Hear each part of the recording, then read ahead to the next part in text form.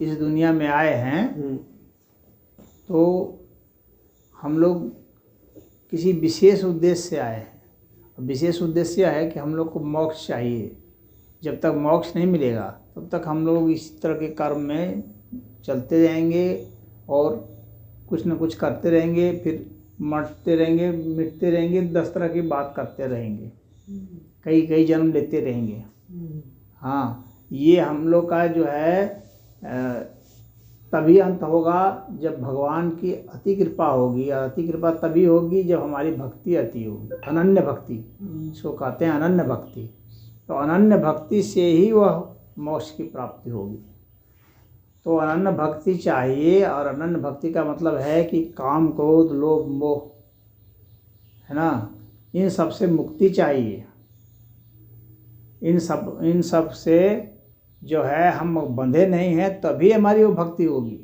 खाली मुंह से कहने से इसलिए अनन्य भक्ति तो नहीं हो जाएगी भक्ति। तो यह जो है तरीका हम लोग का है कि भाई हम लोग अपने लगातार सत्य बोलें, हम लोग जो है काम क्रोध से बचें, नियंत्रण में हो, हम लोग में अहंकार, मिथ्या अहंकार ना हो। ये सब जब होगा, ये सब सबका कहाँ से होगा? सांस से। जान लीजिए, सांस पर जब काबू होगा तभी ये सब होगा, नहीं तो होगा ही नहीं। सांस ही नहीं होगी बोलने की, और गड़बड़ा जाएंगे, कर लेंगे कुछ, बाद में पछताएंगे, कहें अच्छा गलती हो गई, अच्छा आपसे नहीं करेंगे, फिर वही काम करेंगे। आपसे गुस्सा कर दिया, अच्छा आपसे नहीं करेंगे, यही करते रहेंगे। इस सांस पर काबू होगा तो ही जो है इन कर्मों के ऊपर हम लोग का अपने आप नियंत्रण हो जाएगा। समझ रहे हैं? और उन कर्मों पर नियंत्रण हो जाएगा तो वो हम लोग अपने आप मुक्त हो जाएंगे उससे, तब हम लोग को मोक्ष होगा। अनन्य भक्ति तभी होगी, ऐसे नहीं होगी। और अगर सोचेंगे कि खेल है, अब वो शेक्सपियर था, उसने तो लिख लिया खेल है, वो तो उसको तो ऐसा लगा क्योंकि वो तो नाटककार था ना।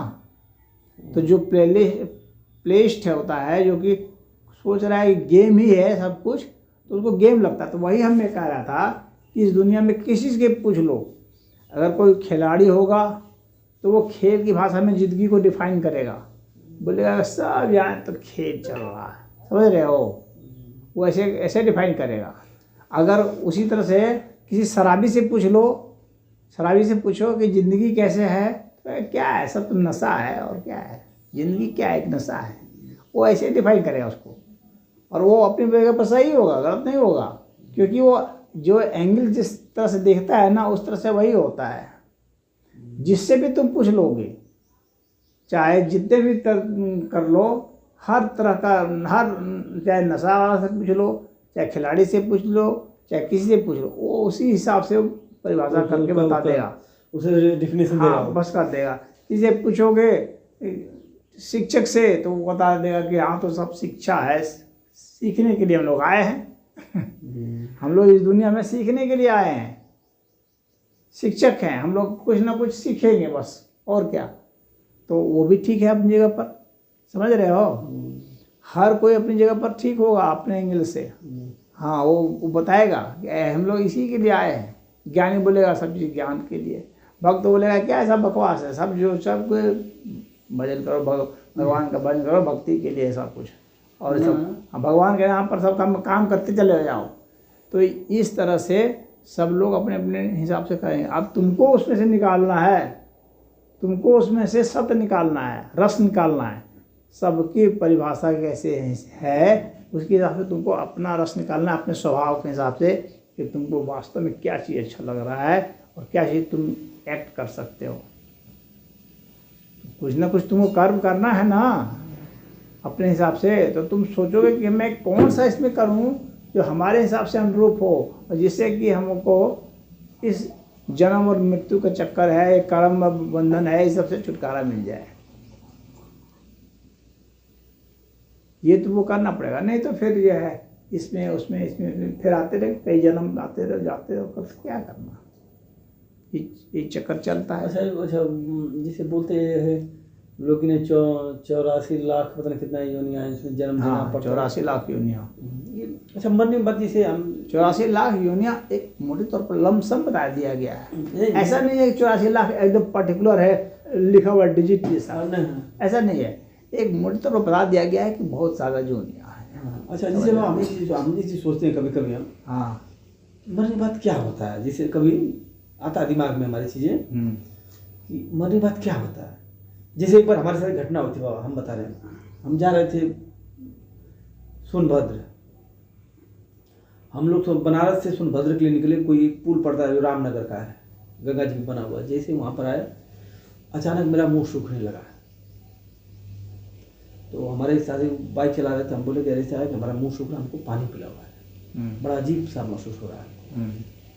तो जैसे हम रामनगर के गेट के सामने एक बना हुआ था, रोड नीचे था, ऊपर नहीं जैसे बना देते हैं पूरा, उसी पे पैर मतलब ऐसे करके और हाइट पे था ऊपर के पैर करके ऐसे करके मैं बैठ गया, और मैंने बैग भी लिया था, तो ऐसे किया मैंने ऐसे।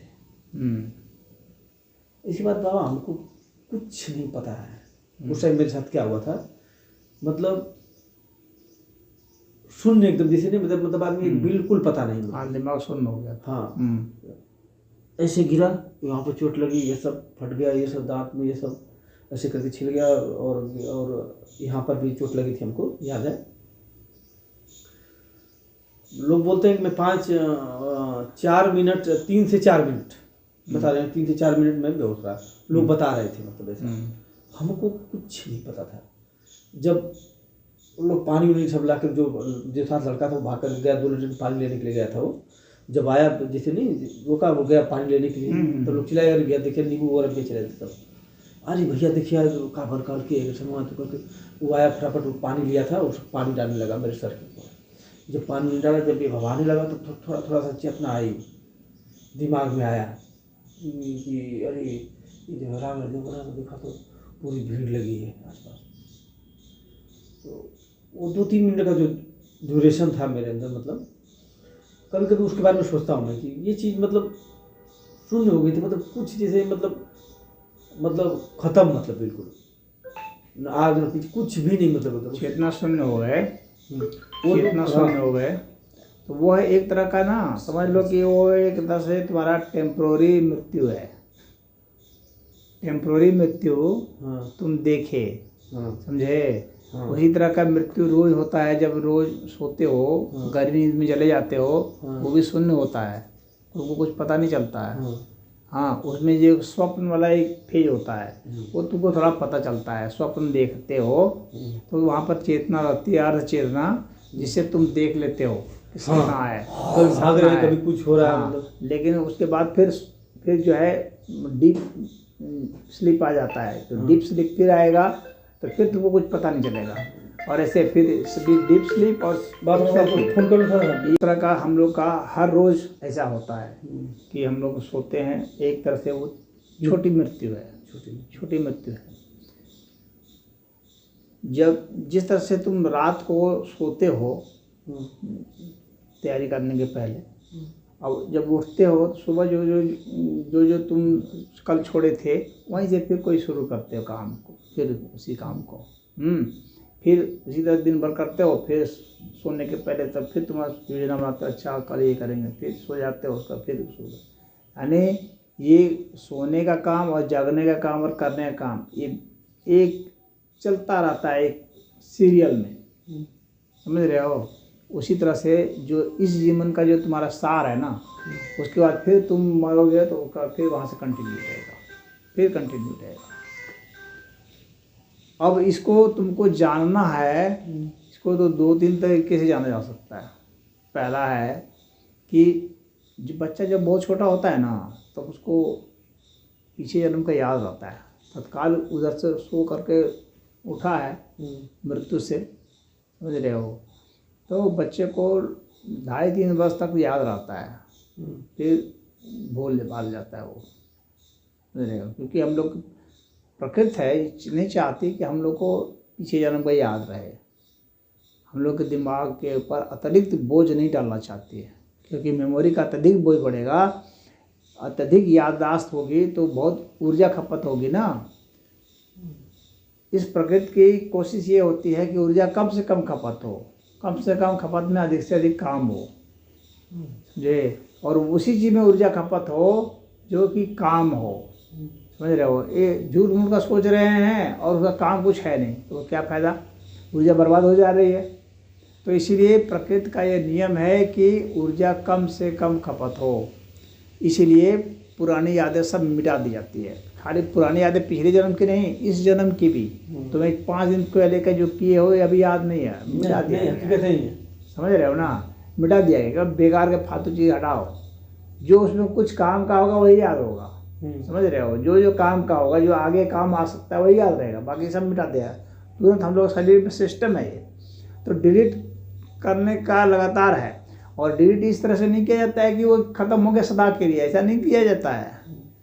वो इस तरह से कन्वर्ट किया जाता है, एक तरह से उसको जो है ना ये बदल दिया जाता है, उसको इस तरह से डिकोड करके और कोडिफाई कर दिया जाता है। समझ गए, जो तुम्हारा एक कोड है, इसको ये जो लैंग्वेज है, अनुभव है, इनको कोडिफाई कर दिया गया। समझ गए, और उसको तुमको फिर वापस लाना था, उसको डिकोड करोगे तो फिर वापस आ जाता है। जो तुम याद करते हो क्या करते हो, फिर उसको डिकोड करते हो, तब फिर वो याद आ जाता है। समझ रहे हो, तो ये कोडिंग और डिकोडिंग होता है। अच्छा, फिर जो तुम डिकोड किए हो वो और डिकोड हो जाएगा और कोडेड हो जाएगा, दोनों चीज़ चलता रहेगा साथ ही साथ।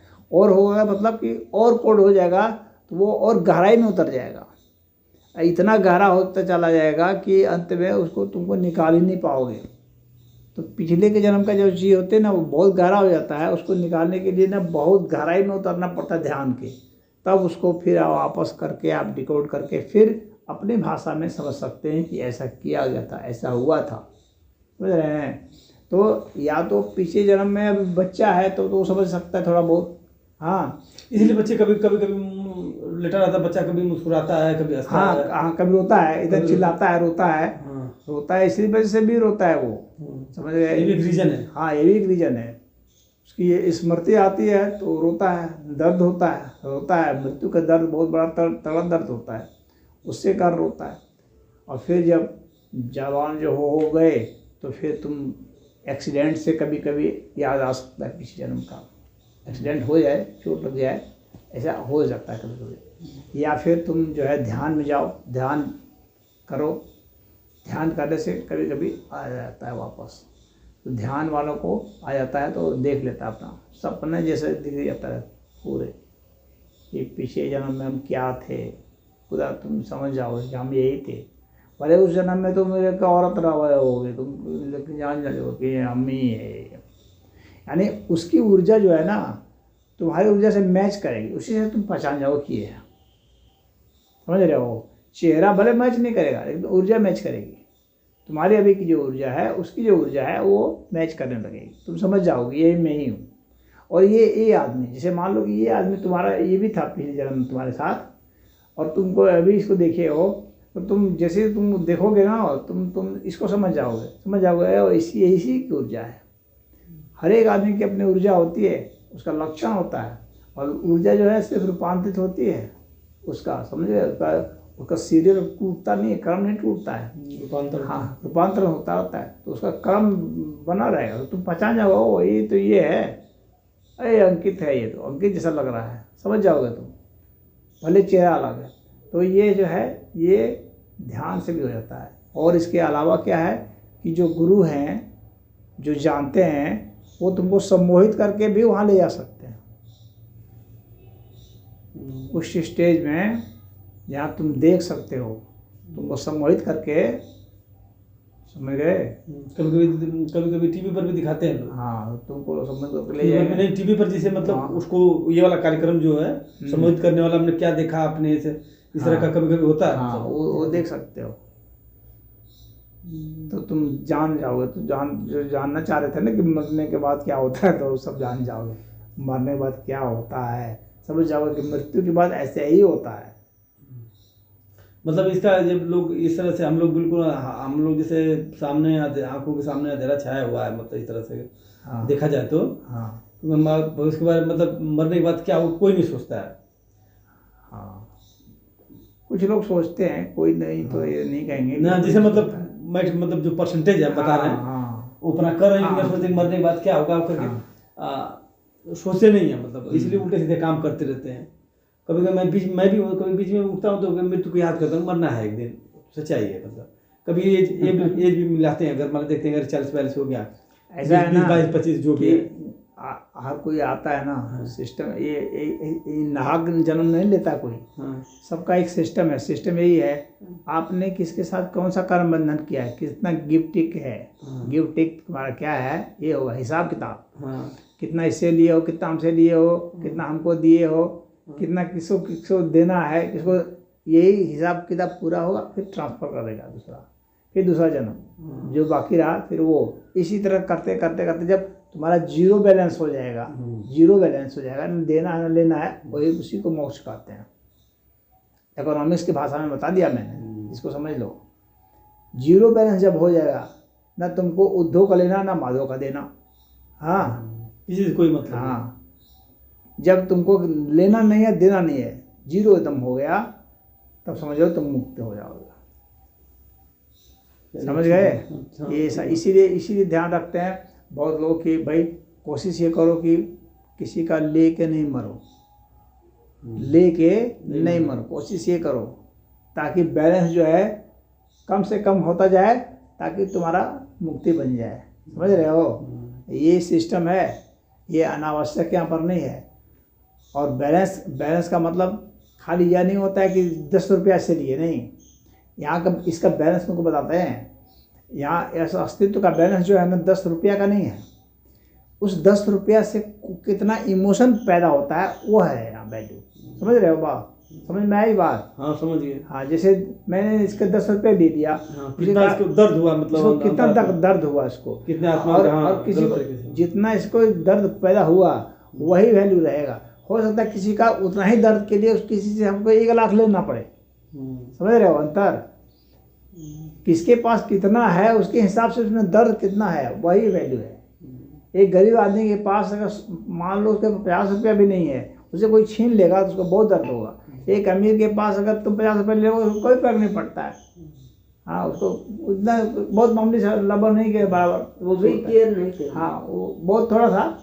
हाँ, तो इसीलिए वैल्यू जो है ना इसमें अस्तित्व में, इस अस्तित्व में जो चलता है, जैसे हम लोग का मुद्रा चलता है ना, मुद्रा, उसी तरह से इस अस्तित्व का मुद्रा जो है दर्द है। समझ रहे हो? इसीलिए दुख दर्द के बारे में बहुत लोग साधु संत बोलते हैं कि ये मुद्रा दर्द है, दर्द ही चलता है। तुमने कितना किसी को दर्द दिया, तुमने डांट दिया ऐसे, वो दर्द ट्रांसफर हुआ, वो लेना देना जो मैंने कहा ना, हिसाब किताब का मतलब यही हुआ, वो दर्द का हिसाब किताब, ये समझ लेना। तुमने जिसको दर्द किया है, मारा है, पीटा है, जो भी किया है, तकलीफ पहुंचाई है, उस सब का दर्द का हिसाब होता है। बात समझ में आ गई? हाँ आएंगे वो। हाँ बिल्कुल। चला जाओ थोड़ा सा। ठीक है।